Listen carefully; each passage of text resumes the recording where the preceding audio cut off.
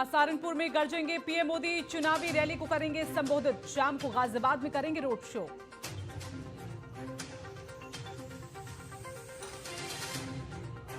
आज असम दौरे पर रहेंगे केंद्रीय गृह मंत्री अमित शाह। लखीमपुर और होजई में 2 चुनावी रैलियों को करेंगे संबोधित। असम में 3 चरणों में होंगे चुनाव। मध्य प्रदेश के दौरे पर रहेंगे जेपी नड्डा। बीजेपी स्थापना दिवस पर लाखों लोगों को पार्टी ज्वाइन कराने का रखा लक्ष्य। लोकसभा चुनाव से पहले राजनाथ सिंह ने दी सर्जिकल स्ट्राइक की वार्निंग। बोले आतंकियों को पाकिस्तान में घुस के मारेंगे। 3 दिवसीय गुजरात दौरे पर आरएसएस प्रमुख मोहन भागवत वडोदरा में प्रबुद्ध जनों के साथ करेंगे वार्तालाप।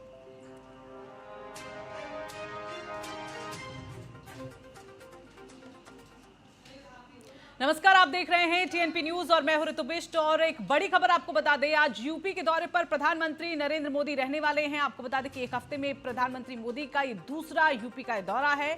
तो सहारनपुर में जनसभा को संबोधित किया जाएगा। वहीं इस दौरान कहा जा रहा है कि जयंत चौधरी समेत 4 राज्यों के सीएम भी वहां पर मौजूद रह सकते हैं। तो प्रधानमंत्री मोदी आज 5वीं बार सहारनपुर के दौरे पर रहेंगे।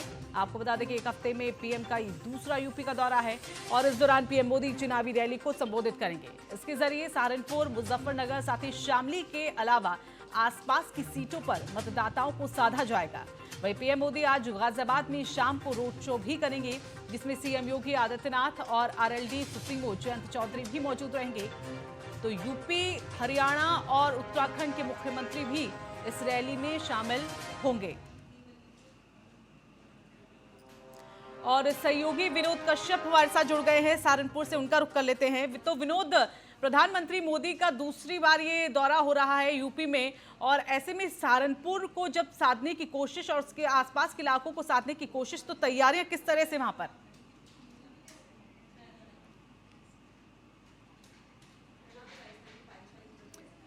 विनोद, आवाज मिल पा रही है आपको हमारी?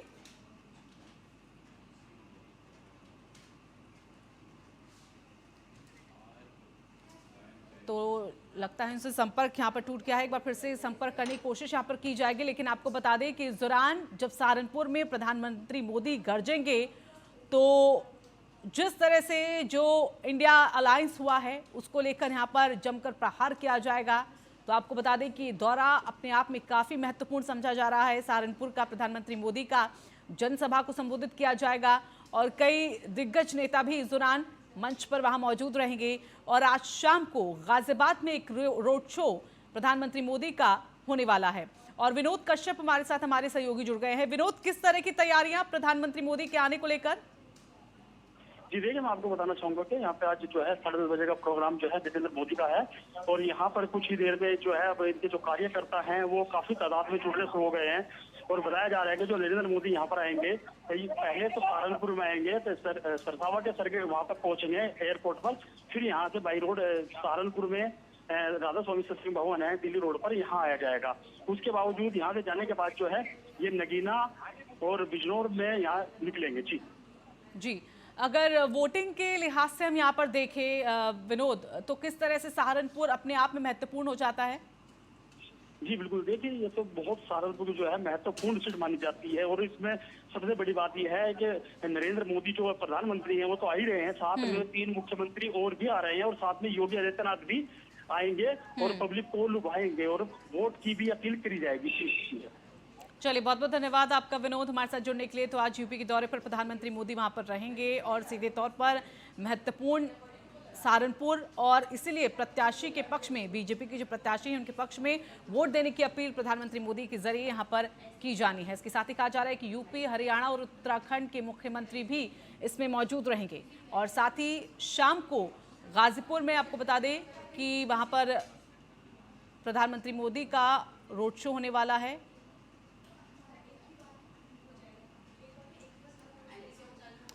और आज जेपी नड्डा का मध्य प्रदेश का दौरा होगा, जहां छिंदवाड़ा में चुनावी रैली को वो संबोधित करेंगे। तो बीजेपी प्रत्याशी के समर्थन में जनसभा की जाएगी।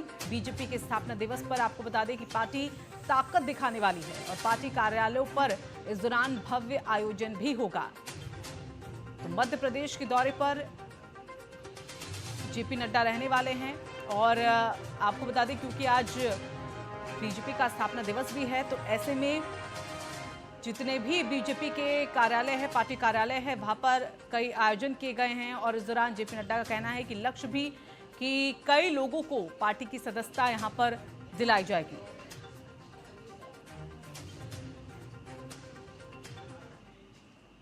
और ब्रिटिश अखबार द गार्जियन की रिपोर्ट में दावा किया गया था कि भारत ने 2020 से अब तक पाकिस्तान के अंदर घुसकर 20 आतंकवादियों को मारने के आदेश दिए थे। इस पर रक्षा मंत्री राजनाथ सिंह ने एक खास इंटरव्यू के दौरान प्रतिक्रिया व्यक्त करते हुए कहा कि अगर कोई आतंकवादी पाकिस्तान से भारत को परेशान करने की कोशिश करेगा तो उसको हम मुंह तोड़ जवाब देंगे। अगर जरूरत पड़ी तो पाकिस्तान में घुसकर मारेंगे। रक्षा मंत्री राजनाथ सिंह ने निजी टीवी चैनल से बातचीत करने के दौरान कहा कि अगर कोई भारत को आतंक से परेशान करने की कोशिश करेगा तो उसकी खैर नहीं है। उन्होंने ये भी कहा कि ये सही है क्योंकि भारत के पास वो शक्ति है और अब पाकिस्तान को भी इसका पूरी तरह से एहसास है। राजनाथ सिंह ने आगे कहा कि भारत हमेशा पड़ोसी देशों के साथ अच्छे और मधुर संबंध बनाने का हिमायती रहा है। वो पड़ोसी देशों के साथ अच्छे संबंध रखना चाहता है। भारत ने कभी भी किसी देश पर हमला नहीं किया और न ही किसी अन्य देश की 1 इंच जमीन पर कब्जा किया है। लेकिन जो लोग भारत को बार बार आंख दिखाते हैं या फिर उसको निशाना बनाते हैं, देश में एंट्री करके आतंकवाद फैलाते हैं, उनको किसी सूरत में बख्शा नहीं जाएगा।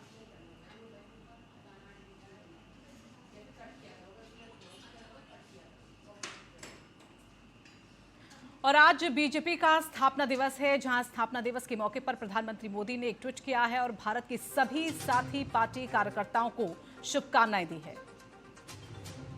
बीजेपी का स्थापना दिवस है और इसी मौके पर प्रधानमंत्री मोदी ने एक ट्वीट किया है और सभी को शुभकामनाएं दी हैं पार्टी के स्थापना दिवस को लेकर। तो जनता पार्टी के स्थापना दिवस पर देश भर के मेरे कर्मठ जो सहयोगी हैं, परिश्रमी जो कार्यकर्ता हैं, उनको बहुत बहुत शुभकामनाएं दी हैं प्रधानमंत्री मोदी ने।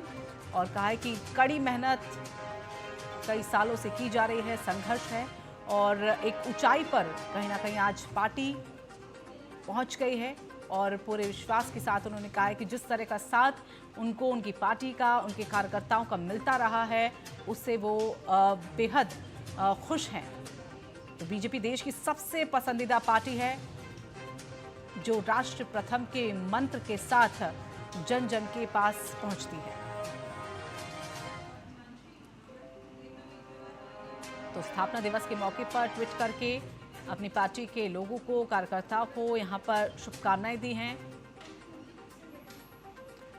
और शिवम पांडे हमारे साथ, हमारे सहयोगी जुड़ गए हैं। तो शिवम, स्थापना दिवस बीजेपी का और प्रधानमंत्री मोदी ने तो यहां पर शुभकामनाएं दे दी हैं पार्टी के लोगों को, कार्यकर्ताओं को।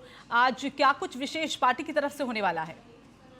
बिल्कुल ऋतु जी, आपको बताना चाहेंगे कि इस वक्त बीजेपी मुख्यालय की बात करें तो यहाँ पे लोग लगभग आ चुके हैं, क्योंकि बस जो जेपी नड्डा हैं, जो राष्ट्रीय अध्यक्ष, उनका इंतजार किया जा रहा है। बस कुछ ही देर में वो भी पहुंचने वाले। क्योंकि अगर बात किया जाए तो लगातार यहाँ पर खुशी का माहौल है, क्योंकि साफ तौर से देखा जाए तो 6 अप्रैल बीजेपी में बहुत बड़ा दिन माना जाता है। क्योंकि साफ तौर से देखा जाए कि करीबन 44 साल में बीजेपी, मतलब 1980 की बात किया तो लगातार बीजेपी लगातार बनी हुई है सत्ता में। और कहीं ना कहीं देखा जाए तो भारतीय जनता पार्टी का एक इतिहास रहा है कि लगभग 2 सीट से लेकर आज 303 सीटों पर लगभग भारतीय जनता पूरी तरीके से काबिज कर चुकी है अपने।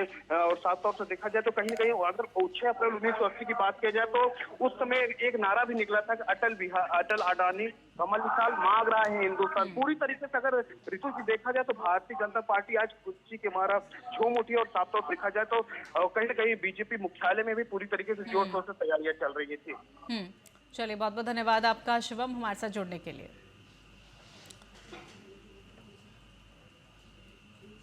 और लेह में धारा 144 लागू हो गई है। आपको बता दें कि एक्टिविस्ट सोनम वांगचुक के मार्च से पहले 144 लागू, पश्मीना मार्च से पहले धारा 144 लागू हुई है। कथित चीनी घुसपैठ के खिलाफ पश्मीना मार्च का ऐलान जब किया गया था तो 7 अप्रैल को घुसपैठ के खिलाफ पश्मीना मार्च का ऐलान हुआ है। तो मार्च को रोकने की योजना अब सरकार बना रही है। वांगचुक का कहना है 10,000 लद्दाखी सीमाओं की ओर मार्च किया जाएगा और कानून का उल्लंघन करने पर भी कार्रवाई की जाएगी। केंद्र शासित प्रदेश लद्दाख के लेह जिले में धारा 140 लगा दी गई है और इस दौरान अगर कोई भी व्यक्ति कानून का उल्लंघन करते हुए पकड़ा जाएगा तो उसके खिलाफ कड़ी कार्रवाई की जाएगी। तो 2 दिन बाद 7 अप्रैल को लद्दाख के चांगथांग क्षेत्र में एक्टिविस्ट सोनम वांगचुक बॉर्डर मार्च निकालने वाले थे, लेकिन उससे पहले ही धारा 144 लगा दी गई। इसके पहले आपको बता दें कि सोनम वांगचुक 21 दिनों की भूख हड़ताल पर थे, जो 27 मार्च को खत्म हुई। सोनम वांगचुक के भूख हड़ताल खत्म करने के बाद महिलाओं के गुट ने 10 दिनों की भूख हड़ताल शुरू की और इसके बाद युवा भी अनशन पर बैठेंगे। इससे पहले शुक्रवार को सोनम वांगचुक अनशन वाली जगह पर पहुंचे और कहा था कि प्रशासन की तरफ से आंदोलन करने वालों को डराने की कोशिश की जा रही है। सोनम वांगचुक ने सरकार पर आरोप लगाया कि हम जो गांधी के पदचिन्हों पर 7 अप्रैल को पश्मीना मार्च करने जा रहे हैं, उसे लेकर सरकार कुछ ज्यादा ही कदम उठा रही है।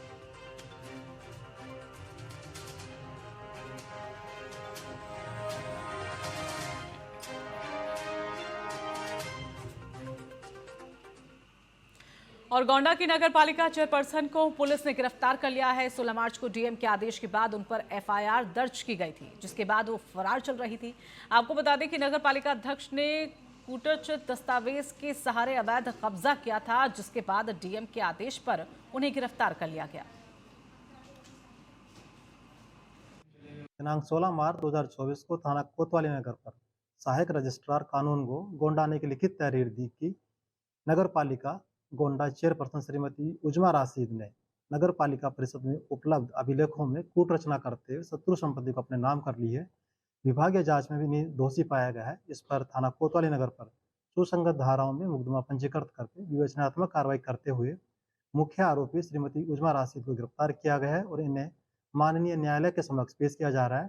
प्रकरण में अग्रिम विधिक कार्रवाई की जा रही है। दिनांक 16 मार्च 2000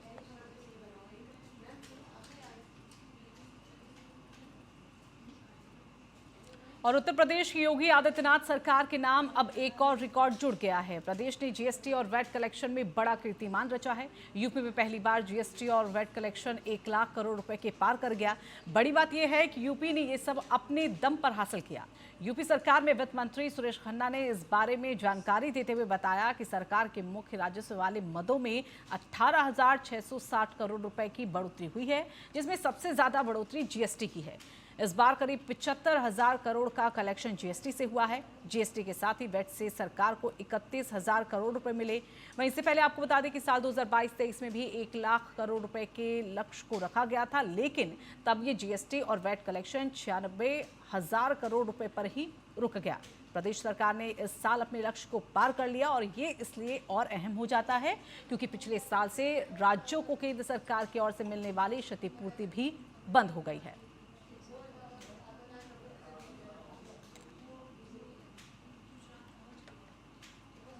और चलिए इसी के साथ फिलहाल इस बुलेटिन में इतना ही। नमस्कार।